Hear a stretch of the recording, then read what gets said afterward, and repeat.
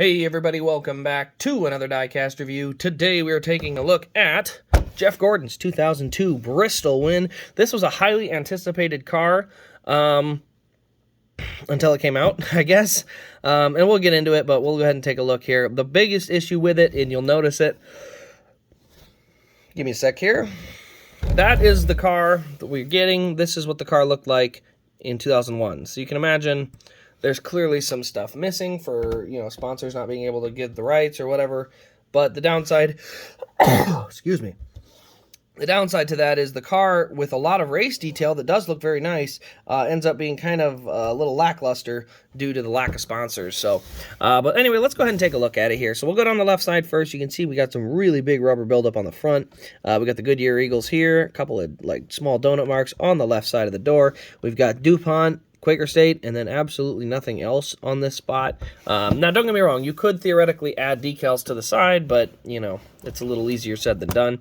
On the back, you can see we got DuPont, Chevy, and it's very, very shiny. You can see all the light reflecting off it, but you can also see all the dirt that's supposed to be on there, the black spoiler. There's our fuel cell in the rear with the black tube, and then the gas or the fuel cell. DuPont, and then just nothing else. So you can see the metallic blue looks really sharp, but it's certainly missing something. I'm not even sure what it's missing, honestly. It's confusing me a little bit.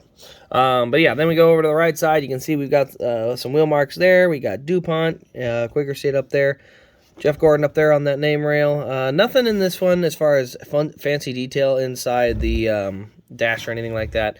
But we do have our number 24. The NASCAR, it just says NASCAR. It doesn't even have NASCAR Winston Cup Series because, honestly, I can't figure out why. I'm not sure what the deal is there. I'm guessing it's something with tobacco and advertising, but it's kind of annoying still. But you can see here, we've got all the rubber buildup on the front. You can see the tape down there on the very bottom of the radiator opening, so you can see that little gap that they had left open for air movement. The black piece of tape on the hood pins to keep them down. But very, very dirty on the front end. You can see there is a lot of buildup on this front end. We got DuPont up there on the hood. And even that looks a little wonky. I don't know why, but it just doesn't look quite right. I think the DuPont logo looks too dark, maybe. Like that blue is supposed to be not like a black, but almost like a darker navy, but it doesn't look like it. Although I will say this is the nice part. You do have a lot of raced up version under here. You can see all the rubber buildup under the hood. And inside the engine, we do have some really cool stuff. We got chrome valve covers, a chrome radiator, chrome air filter container there, but then you got a bunch of the hoses and wires in there. We got a bunch up here, a couple over here, alternator, I think that's a coolant hose. So we do have some good detail. The Gen 4 car had some good detail to it. That's just how it was. You can see here, hood kind of rotating on this here. Just means that needs to get snugged up a little bit, but not the worst thing in the world. So it does snap down right where it's supposed to, so I'm not going to worry too much about it. But underneath the car, you can see we got our posable front wheels. We got our exhaust pipes, transmission there, drive shaft, and then all the rear end stuff over here.